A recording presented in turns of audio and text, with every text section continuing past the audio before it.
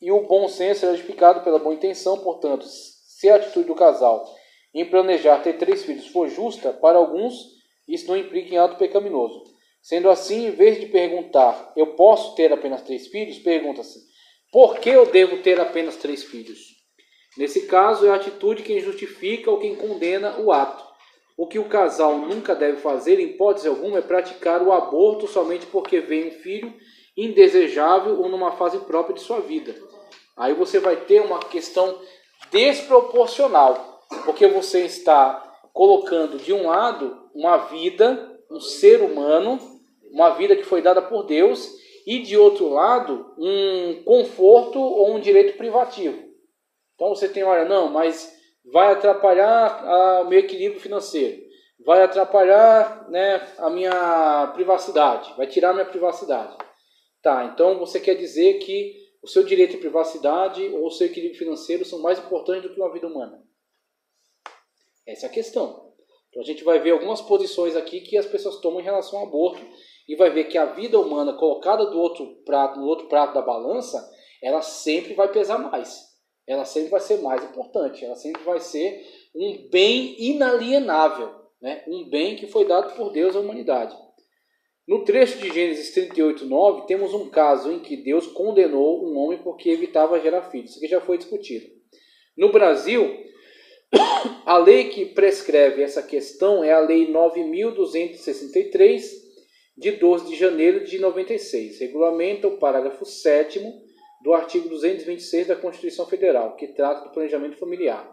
O planejamento familiar é entendido como o conjunto de ações de regulação da fecundidade que garanta direitos iguais de constituição, limitação ou aumento de prole pela mulher, pelo homem ou pelo casal. Paternidade responsável. Ele entra aqui agora. Mas primeiro, questão do planejamento familiar.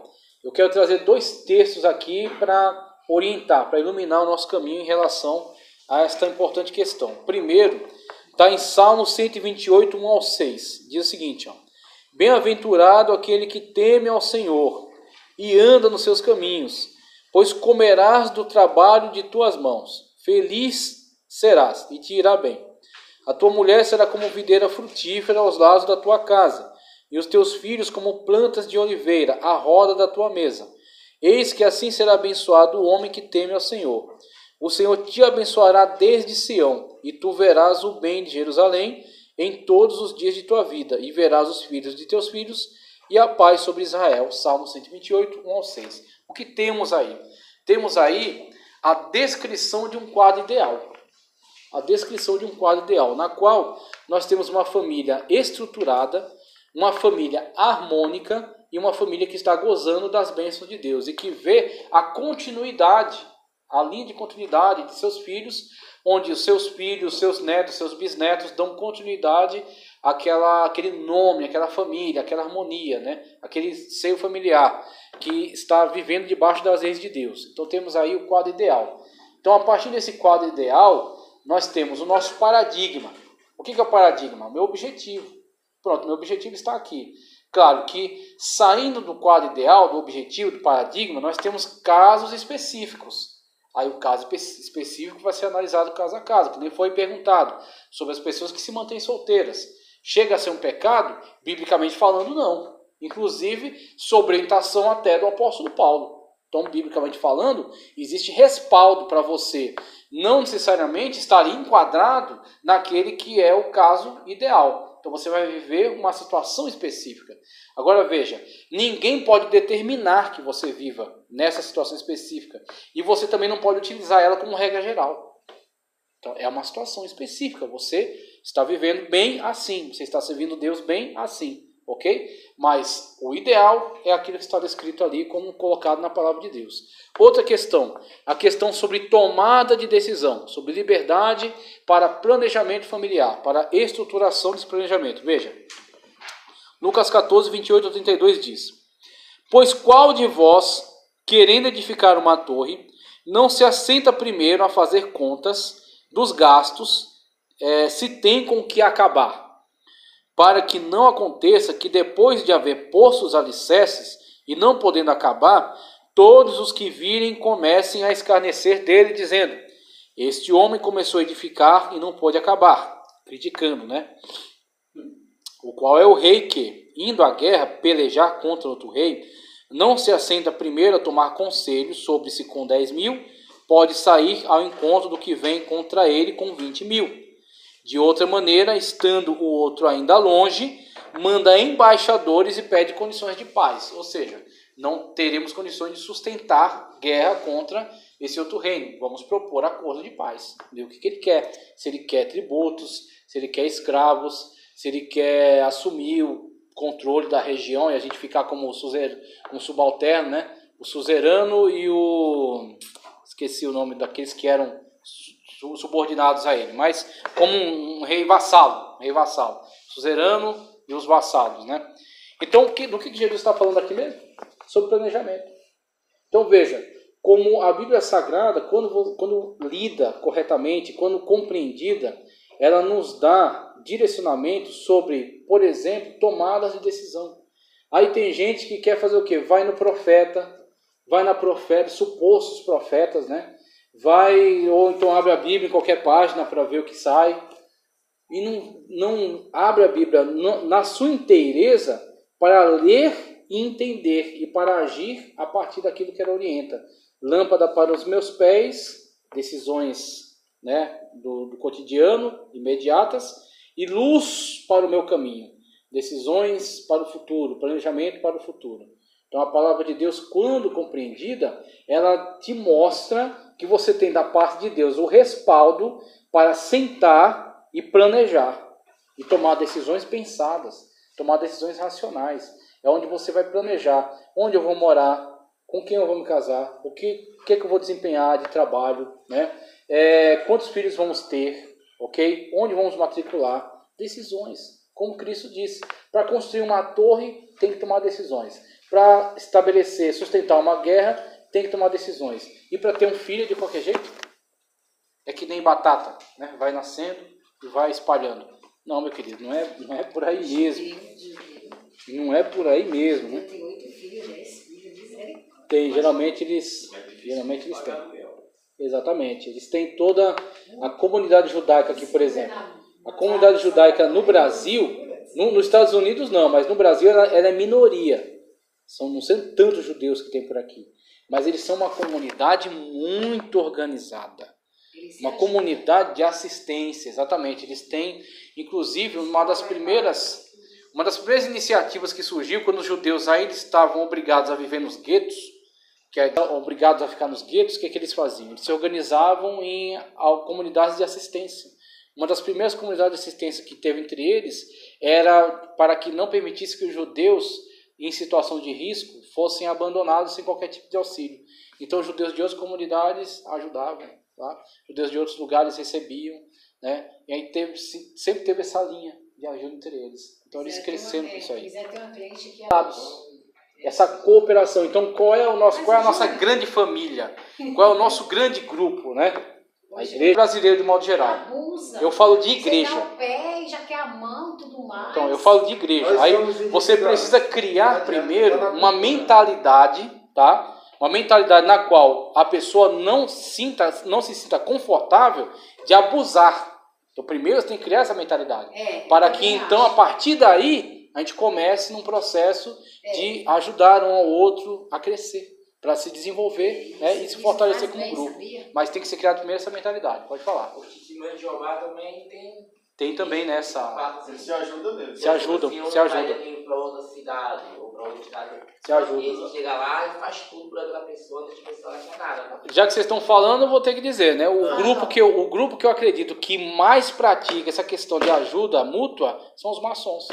Que eu vi algumas palestras sobre eles, que em determinado lugar, se um maçom chegar em determinado lugar e ele se vê numa situação de risco, por exemplo, roubar a carteira, roubar o passaporte, e ele está ali numa situação de abandono. Se ele bater a palma da mão de determinada maneira, um outro maçom que conhece aquele sinal vai saber que ele está em situação de risco. E aí vai ajudá-lo. Então, só para você ter uma noção. Isso é verdade.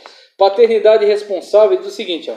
Paternidade responsável é a atitude consciente tomada por um casal em ter um determinado número de filhos que possam ser criados e educados da maneira digna e apropriada. Sabemos que existem casais que não têm a menor condição de criar e educar dignamente 10 filhos. Mas por negligência ou por outros motivos alheios, eles colocam no mundo esses coitados. Muitos se justificam usando a seguinte expressão: onde come um, come 10. Aquilo que eu falei no começo, né? Posso até acreditar que pode comer, mas come bem menos, tanto quanto em quantidade como em qualidade. Além disso, a vida não é feita apenas de comida, mas também de muitas outras necessidades básicas, que não necessariamente serão atendidas dentro de uma condição desfavorável dessa, tá? Então, a gente, tratando dessas questões, a gente entra agora na questão do aborto, como ele trata aqui. Veja só, o aborto. A palavra aborto vem do latim abortum, do verbo abortare, que tem o sentido de pôr-se o sol, desaparecer no horizonte e, portanto, morrer ou perecer.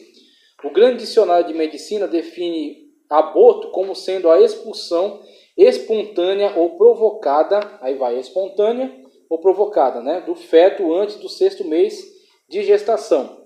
Aí é uma definição do dicionário, adotando mentalidade da atualidade. O dicionário, como eu já falei, o dicionário não está ligado ao conceito bíblico a respeito. Ele apenas comunica o que a sociedade na atualidade entende por aborto. Então, a sociedade na atualidade chegou à conclusão, né, a partir dos seus estudos, dos seus pressupostos, que aborto é isso. Após o 6º mês, uma expulsão voluntária ou instigada. Antes que o feto possa sobreviver fora do organismo materno. Veja, até essa afirmação, ela é bem arriscada. Então veja, muitos entendem que se o organismo não consegue viver por si, fora do ventre materno, ele não é necessariamente ainda um ser humano. E aí onde entra a arbitrariedade de que um grupo ou alguém tenha o direito de dizer se tal pessoa é ou não humana, em determinada fase da vida ou de acordo com alguma circunstância. Quando você entra por esse caminho, meu querido, o fim dessa estrada vai dar lá no nazismo. O fim dessa estrada vai dar lá na eugenia, por exemplo, onde um determinado grupo se achou no direito de dizer que estes aqui, com essas características raciais, são seres humanos, e os outros, com outras características que eles entendem deficientes, não são seres humanos. Se não são seres humanos, podem ser eliminados. Né? Então você chega nesse tipo, quando você começa a dar essa liberdade dessas pessoas definirem as coisas arbitrariamente, dizer que este é e aquele não é, aí, meu irmão, você deu a chave, né? Você entregou o galinheiro para a raposa. Ô, Júlio, mas se você olhar, assim, parece que não pode se tornar um filho de Abraão? Eu não digo que não tenha havido a questão do aborto, porque havia pessoas que ingeriam certos preparos, né? Ingeriam certas substâncias.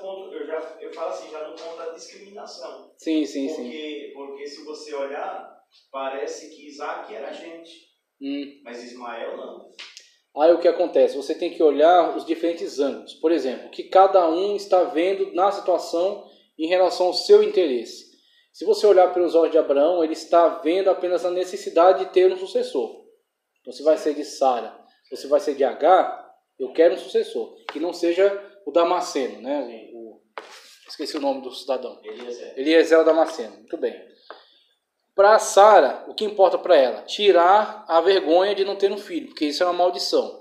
Então, ela utiliza-se de um costume da época, que é fazer com que Agar se deitasse com Abraão e o filho de Agar seria dela, uma vez que a escrava era sua. Então, mentalidade da época de Sara. Ok? Olhando pela ótica de Deus, qual é a questão de Deus? Deus firmou um pacto com Abraão e por meio dele e de Sara traria a descendência. Você vê, Sara, a situação dela foi melhorada quando, em vez de ter como filho Ismael, que é um filho emprestado de Agar, ela teve o seu próprio. Então fala, Ismael, mas não porque ela não considerasse Ismael um ser humano, mas sim porque não interessava mais a ela. Para Abraão, se ficasse os dois ali, ele não ia ter muito problema com isso, que Abraão não teve a iniciativa dele expulsar. Mas quando Sara resolveu expulsar, ele também não achou ruim. paciência, ela não quer mais, né? Ela não quer que permaneça mais aqui. Agora, qual foi o ponto de vista de Deus em relação a isso? Deus não coadunou com a atitude de Sara, nem coadunou com a atitude de Abraão. Então, quando Agar saiu pela primeira vez, o anjo mandou ela voltar. Quando Agar saiu pela segunda vez, que a criança ia morrer, Deus proveu sustento, através do poço que viu. E quer ver outra coisa? Ismael, além de ter o sustento e chegar lá até o lugar onde eles passaram a viver, Deus enriqueceu Ismael. Tanto que Deus, ele considerava tanto Ismael quanto Isaac pessoas importantes, né? Agora, a questão ali não chegou nem a ser a questão de não considerar aquela pessoa um ser humano, mas sim a questão de que aquela pessoa não era mais quista ali, não queriam mais que ela permanecesse ali. Agora, quando a gente fala de aborto, e principalmente nessa definição que foi trazida aqui, você se dá o direito de considerar que aquele embrião, aquela massa informe ainda, né, como é dito, ela não tem o direito de ser considerado um ser humano. Ela é um pedaço de carne, que pode ser expelido sem qualquer tipo de dificuldade. Aí onde entra o risco, meu irmão. Você vai dar esse tipo de direito a quem? De fazer essa análise e tirar essas conclusões. É totalmente arbitrário e perigoso. Aí ele discute aqui, situação no mundo, ele fala do decreto-lei no Brasil, que fala da questão da autorização de aborto para caso, na interrupção de gravidez, para caso de estupro, risco de vida para a gestante, tá ok? Ou incesto, né? Então você tem essas situações aqui. E aí, na atualidade, você tem alguns outros casos que são discutidos sobre questão de anencéfalo, né? Que ele não teve formação, né, do cérebro de forma adequada. Então, discute-se também se seria autorizada o aborto para essa questão, porque geralmente nasce e vive pouquíssimo tempo. Então, é discutível, né? Está ainda em largo estado já em relação a estupro, em relação a risco de vida, né, para a gestante e em relação a incesto, né? Então, com relação a essas categorias que são colocadas aqui, você tem, primeiro, uma visão estatal. Então, o Estado, ele trabalha com políticas públicas. Então, o Estado, por exemplo, ele está preocupado não com questões morais. Também está, principalmente quando chama a sociedade para debater na Câmara, no Judiciário, eles vão lá colocar seus pontos de vista, né? Então, aquilo vai, vamos dizer assim, vai puxar, né, as decisões para cá ou para lá, para favorável ou desfavorável. Então, vai influenciar os tomadores de decisão. Juízes, deputados, senadores e por aí vai. Sanção ou veto do presidente, por aí vai. Mas o Estado ele está olhando apenas essa questão material, essa questão fria, né? Se a gente aprovar os aborto a qualquer tempo, por qualquer motivo, o que isso vai gerar? Vai pesar no SUS, né? Vai causar baixa da demografia, né? Da mão de obra, né? Da força de trabalho. E também vai causar revolta por grupos sociais que são contra isso. Vão se opor ao governo, fazer protesto e vão quebrar o pau. Então o Estado está olhando para isso apenas. O governo, o Estado, ele trabalha para si mesmo. Ele não trabalha para o bem universal, para você se sentir bem, para você se sentir confortável. Ele trabalha pela sua automanutenção. Então ele nunca vai tomar decisões que possam trazer a sua própria destruição. Então se a população mudar totalmente de ponto de vista, as pessoas forem doutrinadas no sentido de olhar para a vida humana como mero produto de uma evolução, que não tem alma, que não tem características intrínsecas, como por exemplo o direito à vida, a população vai pressionar o governo para aprovar e o governo não vai resistir. O governo vai lá e aprova. Passa no Senado, passa na presidência, tem a sanção presidencial, o juiz vai lá e pratica. Cumpra-se, né, conforme aquilo que foi determinado. Então, é a sociedade, é a questão da mentalidade geral. E é onde entra. Existem grupos sociais, na atualidade, mesmo com todas essas influências, que não engolem essa ideia, que não engolem essa proposta de que o ser humano é um pedaço inútil de carne que pode ser dispensado a qualquer momento. Porque mexer na sagralidade da vida é você tocar exatamente nessa garantia universal. Se você der a um determinado grupo o direito de dizer que esse aqui é um ser humano e aquele não é, você está entregando o direito de vida e morte. na mão de certas pessoas, de certos grupos que têm influências que às vezes a gente nem conhece. Ô Júnior, mas esse é o problema, porque assim... É um caminho que é muito eficiente e que foi durante muito tempo uma moeda de troca, é o assistencialismo. O assistencialismo é, assim, a esmola que faz com que determinados grupos ganhem o monopólio do governo.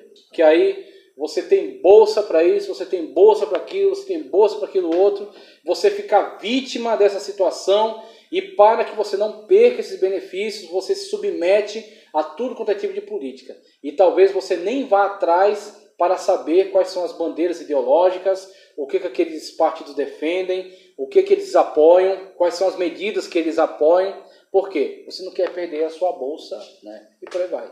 Bolsa isso, bolsa aquilo, né? E através disso vira uma troca muito visceral, muito safada, né? Uma troca de você está vendendo seu voto, na verdade, por causa de alguns benefícios. Qual o tempo que a ciência dá após a fecundação? Aqui como sexto mês, ele diz que no sexto mês, ele falou que até o sexto mês, aquele órgão, até antes do sexto mês, ele não consegue sobreviver fora do útero. Então ele diz que até aquele momento, ele não pode ser considerado, vamos dizer assim, como detentor de direitos,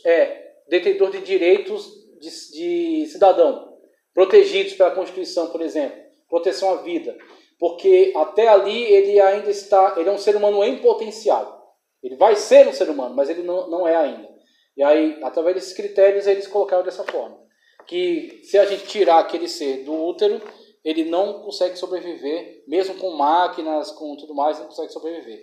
Então eles adotaram esse critério, só que esse critério não necessariamente é um critério bíblico, não necessariamente é um conceito bíblico. Diferença entre aborto e controle de natalidade é tranquilo, o controle de natalidade é evitar a concepção, evitar a fecundação do óvulo. Aborto é a eliminação do óvulo fecundado. Então quando você tem a fecundação, né, do óvulo, e a partir dali o início de todas as características intrínsecas do indivíduo, que inclusive na fecundação, você já tem, são alguns argumentos que vai desenvolver aqui.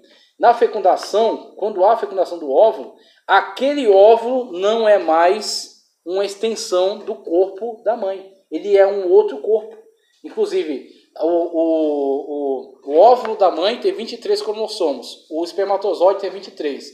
Quando há fecundação, você a partir daquele momento tem um ser individual detentor de 46 cromossomos, que é uma pessoa diferente do corpo no qual ela está sendo gerada, ok? Então você tem um outro ser ali.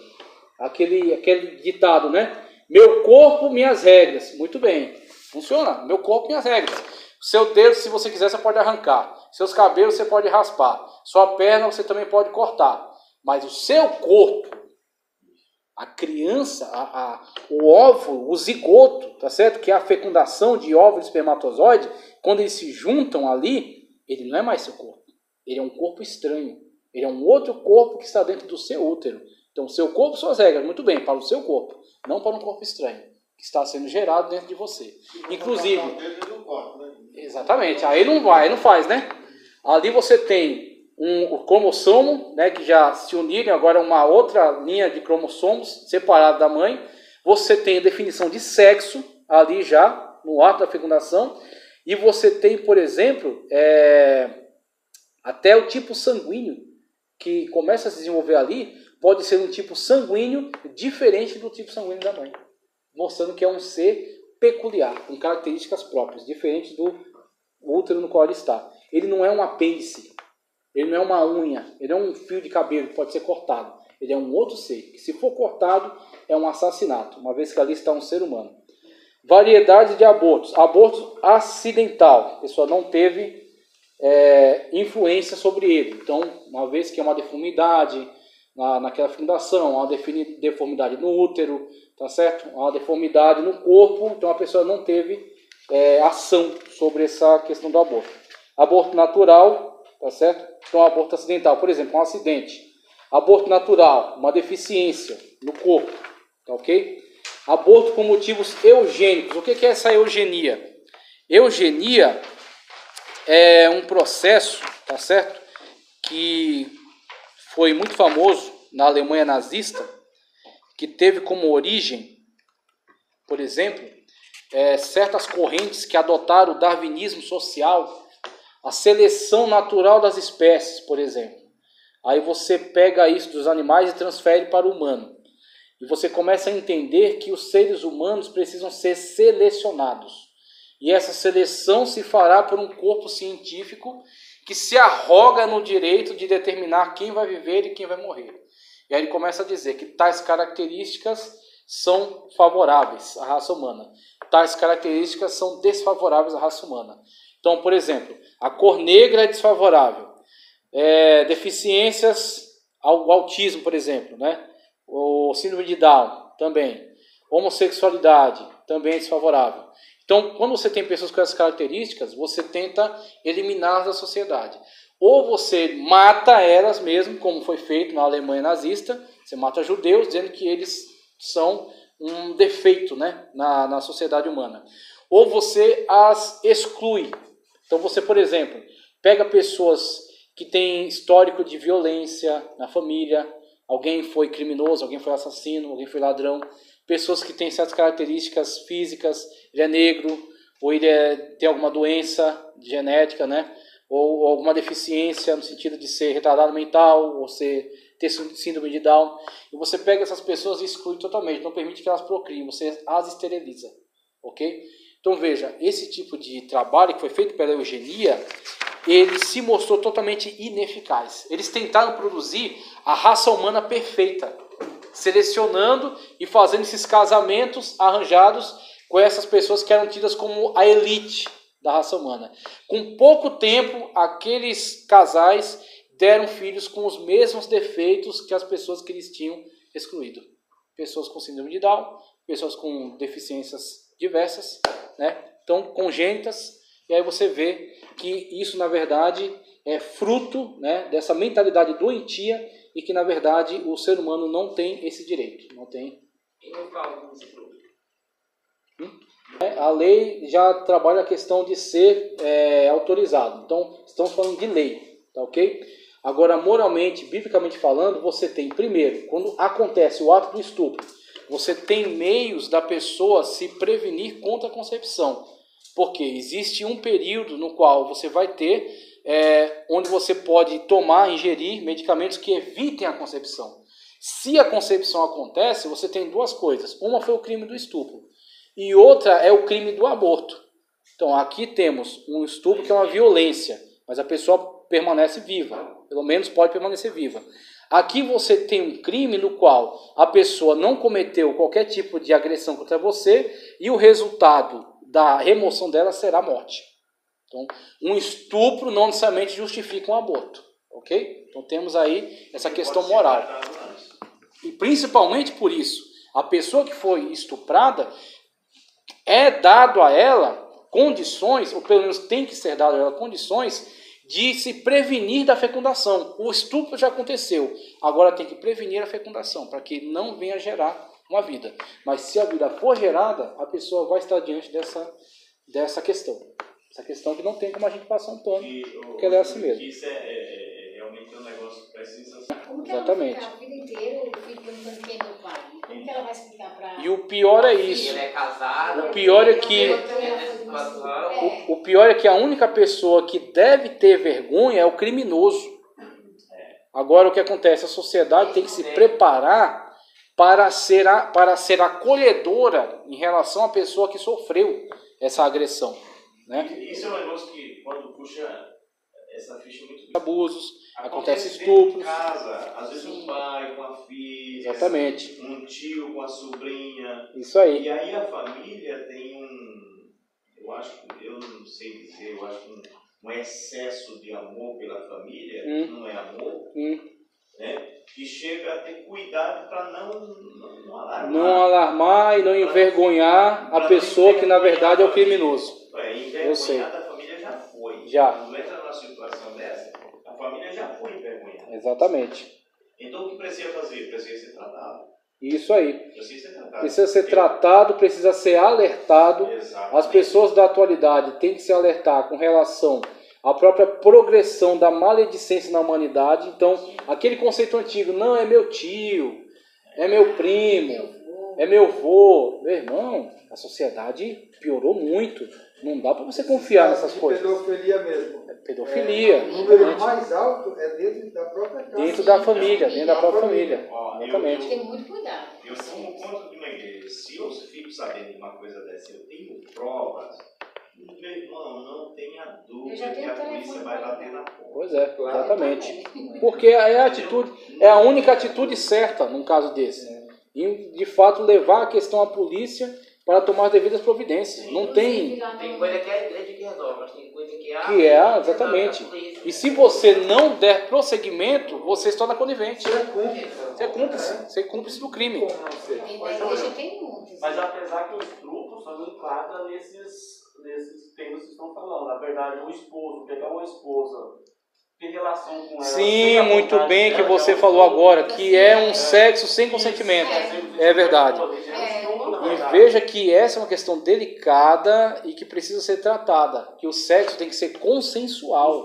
Exatamente. Agora, quando a pessoa força a situação, força a situação. Ele tá certo, porque às vezes a pessoa não tá afim. Isso. A esposa não tá afim, o marido Porque o homem é um animal, na verdade. E às vezes o homem traz aquela mentalidade arcaica, de aquela coisa animalesca, de que ele tem que ter seus desejos atendidos a qualquer custo. E o corpo da mulher é como antigamente, eu li um livro que era um pouco sobre costumes do Brasil colonial. E assim, é uma coisa chocante para hoje, né? As mulheres de antigamente tinham o costume de perguntar ao seu esposo se ele pretende a usar hoje. Olha a mentalidade, cara, da época. A forma de vida. Quer dizer, em algumas coisas, a evolução dos costumes, mesmo que tenha ficado um tanto mais liberal, mas foi uma solução para certos problemas muito graves que havia na sociedade. Mas, por outro lado, tem que tomar cuidado com outras tendências que foram tomadas com essa liberalização. Inclusive, a igreja precisa abordar essa questão para eliminar qualquer ranço de machismo que possa ter restado. Porque a Bíblia Sagrada, Deus, Jesus, quando veio, nunca encara homem e mulher como superior e inferior. Quando fala de missão e de submissão, está falando de duas pessoas igualmente importantes para Deus, que se colocam cada uma à disposição de Deus dentro dos seus papéis, mas que não são de forma alguma superior e inferior. Tanto que Deus, no primeiro pronunciamento em Gênesis, disse: macho e fêmea os criou. A igreja que tem essa liberdade de entrar no seio familiar e discutir essas questões. O Estado nem deve. Se o Estado tentar fazer isso, a gente tem que rejeitar essa ação do Estado. Que o Estado tentou fazer isso através da ideologia de gênero, tentar colocar os filhos contra os pais, no sentido de não aceitar mais sua orientação. É uma intromissão do Estado na família. Esse é o papel da igreja. A igreja que entra nessas questões. O tempo já foi, vou encerrar a aula, tá? E na próxima aula a gente dá continuidade ainda na questão do aborto. Exatamente, a gente dá continuidade na questão do aborto ainda. Tá? Porque é uma questão muito complicada para eu estar correndo aqui para passar de qualquer jeito. Vamos encerrar por aqui.